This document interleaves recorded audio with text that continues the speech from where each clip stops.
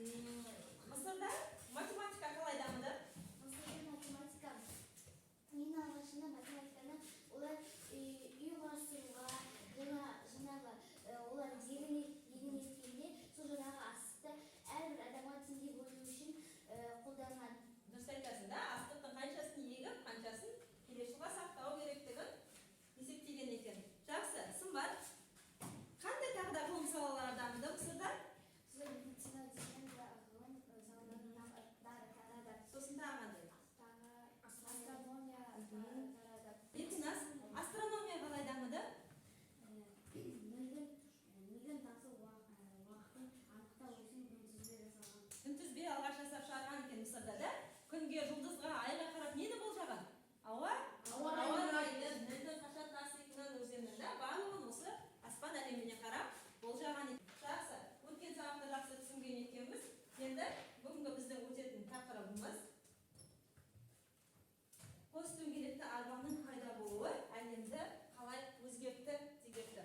Бұл бөлімде біз, яғни империя сөзінің ұғымына тоқталып өтеміз. Империяның не екенін білетін боламыз және басқыншылық соғыста осы қос дөңгелекті арбалар қандай рөл атқарғандығын білетін боламыз.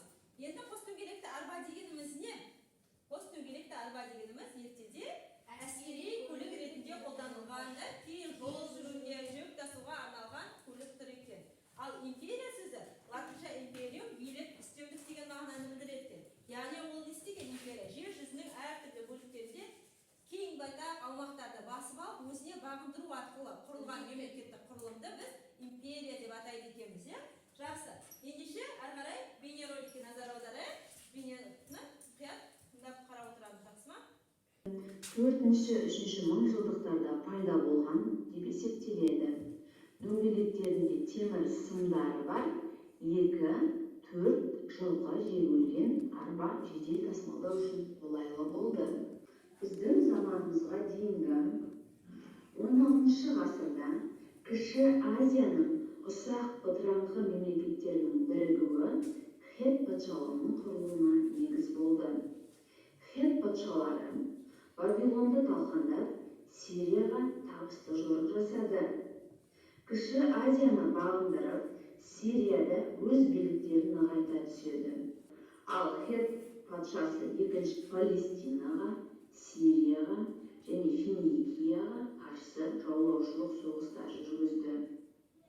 Біздің заманымызға дейінгі 1468 жылдан бастап египеттіктер Сирия мен Палестинаға өз билігін жүргізе бастады. Балалар, бейнероликті қарап болсақ, кітабымызды аша қояйық. Кітап-дәптерімізді аламыз. Бүгінгі күннің жадын жазайық. Сонымен біз бейнероликте не туралы көрдік? Не туралы айтылды? Дәптерімізді, кітабымызды ашайық. 61-ші бет. Қос дөңгелекті арбаларды. Тақырып бойынша тақырыптар бөліп береміз. Сонымен топпен жұмыс жасайық. Империяның түсінігі және де соғыс арбалары. Сіздердікі бірінші тақырыпша. Одан кейін сіздерге екінші, үшінші тақырыпша атты әскердің пайда болуы мен ежелгі әскери өнердің дамуы. Ал сіздерге соңғы тақырыпшаны, яғни жаулаушылық соғыстар мен империялар шекараларының өзгеруі және қаланы басып алу тәсілдері. Сол туралы біздіміз түсініп бірінші оқып, қолымызбен қосып қойғанбыз.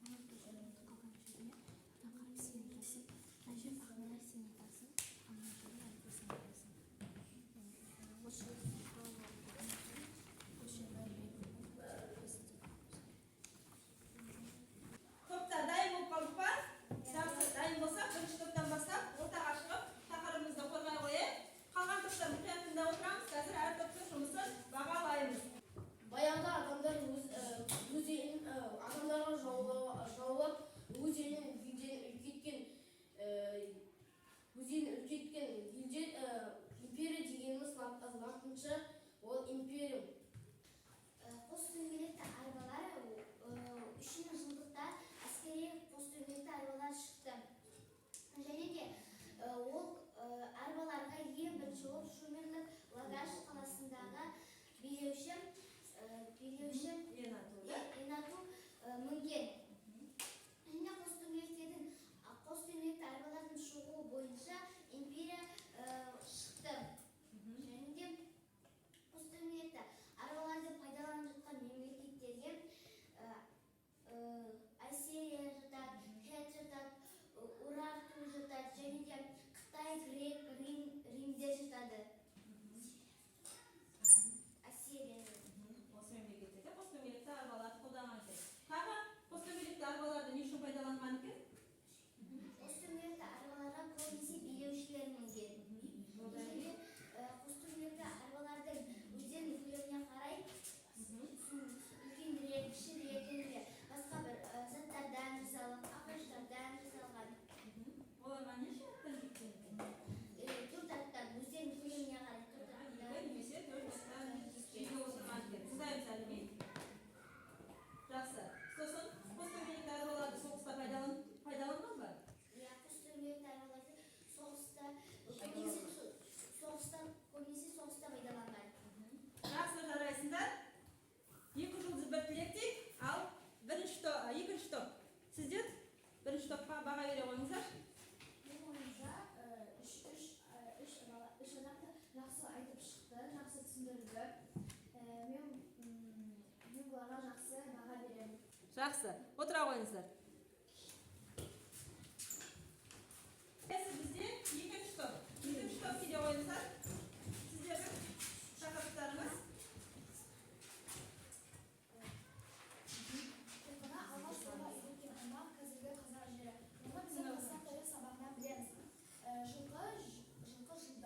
Жылқы жануар. Жылқыны көбінесе күш көлік ретінде пайдаланған. Мәселен, Мысыр перғауындары жылқыны постдөңгелекті арбаны Ассирия мен Матани елдерінде аударып отырған. Оңтүстік Азияның ең дамыған елдерінің бірі Ассирия болды. Ассириялықтардың постдөңгелек арбаларды 10 ат жүргізді, қасында 200 адамдар жүрді. Кезінде сарбаздарымыз үстеріне сауыт киген. Олардың бұрынғы қарулары найза, қылыш, садақ болған. Маған бұл топтың айтқандары өте қатты ұнады. Себебі бұлар топтық жұмыспен өте жақсы істеді. Өз ойларын нақты жеткізді. Менің тілегім оларға осылай тағы да жақсы айтты. Жақсы, отыра қойыңыздар. Жұмыстарды жасап қойыңыздар. Келесі бізде соңғы топ, ортаға шыға қойыңыздар. Келе қойыңыздар. Жақсы, соңғы үшінші топтың жұмысын тыңдай қояйық. Қаланы басып алу тәсілдері сіздердің айтайын деп тұрғандарыңыз. Жақсы. Олар бетпе-бет шабуыл жасаған бір-біріне. Олар түнде шабуыл жасаған.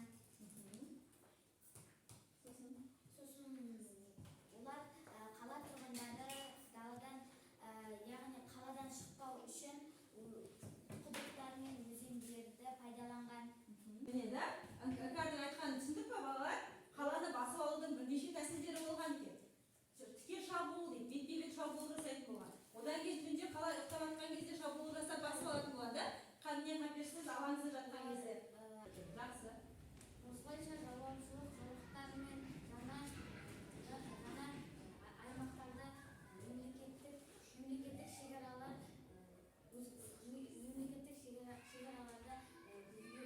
өзгерістер болды. Біздің заманымыздан бұрын 6-шы ғасырда Парсы империясының шекарасы қай жерге дейін жеткен екен? Орта Азияға шейін жеткен. Орта Азияға дейін жеткен. Шығысында, жақсы. Маған Іңкәрдің айтқаны ұнады. Олар қалай жаулаған тәсілдері бар болған мағынада. Жақсы, отыра қойыңыздар. Мен шабуылдаудың қандай тәсілдері бар екен? Бетпе-бет, аштықтан, Ашықтан алдыруды, жаңағы қоршап. Сосын ұйықтап жатқанда да шабуыл жасау. Және де екі қапталынан деп айттық та. Жақсы, екі қапталынан. Империя дегеніміз не болды сонымен? империя деген Арасында. империя ол мемлекеттер мен билер қосылған жер. Яғни жаулап алу арқылы қосылған да, құрылған жерлерді айтамыз деп. Жақсы. Енді тақтаға назар аударайық. Мен қазір сіздерге тапсырма қосамын. Сол тапсырмаларды орындаймыз. Дәптерімізді ашайық. Империя ұғымына анықтамамызды жазайық. Империя сөзі қай тілден енгені да, және де ол қандай мағына білдіреді. Империя дегеніміз жалпы не? Соны екінші бөлімге жазамыз.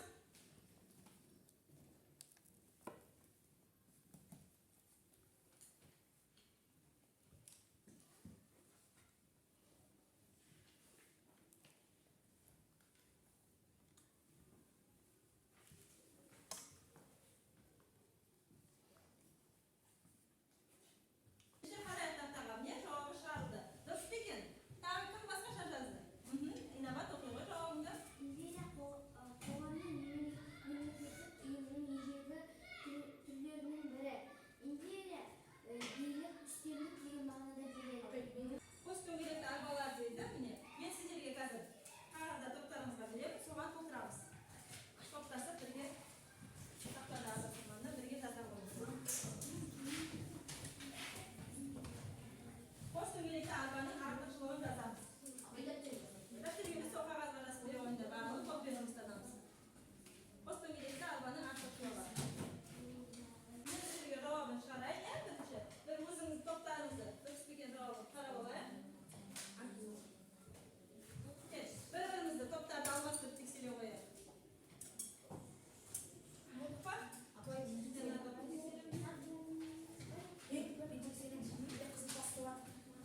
Дұрыс па? Тексеріп алдық па? Жақсы. Әртүптен енді оқи қояйық. Сонымен қос дөңгелекті арбаның артықшылығы дейді. Артықшылығы қандай дейді? Мен бірінші артықшылығы тыңдаймын. Жылдам қозғалады дейді. Әлібей айта қойшы, екінші артықшылығы не екен? Қос дөңгелекті арбаның Жер бетінен көтеріңкі орналасқан. жер бетіне көтеріп орналасты дейді. Сонымен бізде империя дегенімізді түсіндік та не екенін. Және қос дөңгелекті арбаларды не үшін қолданатынымызды білдік па? Жақсы. Сонымен бүгінгі сабақта не білдік, не қиын болды бізге? Так, кезектесіп бір-екеуміз айта қояйық, не білгенімізді, Ақназар, не білдік, не қиын болды? Империя не дегенді білдім. Не қиын болды саған? Маған бұл қос дөңгелекті арбалар қиын болды. Қос дөңгелекті арбалар туралы қиындау болды ма? Жақсы. Тағы кім? Жайнар, бүгін сабақта не білдіңіздер? Қиын болған кез бар ма? Жақсы. Тағы оңай болды ма? Так, Инабат. Мен бүгінгі сабақта империя не екенін, қос дөңгелекті арбалар не екенін, және де қалай ат-тәсілдерді басып алу керек тәсілдерін білдім. Жақсы, отыра ғой. Аял. Мен бұл империя жайлы көптеген ақпараттар білдім. Мен сізге көп рахмет айтамын. Бізге осындай сабақ түсіндіріп, бізге осындай сабақтарды үйретіп жүргеніңізге. Мен үшін бүгін ештеңе қиындау болған жоқ. Жақсы. Жақсы түсіндіңдер ма сабақ?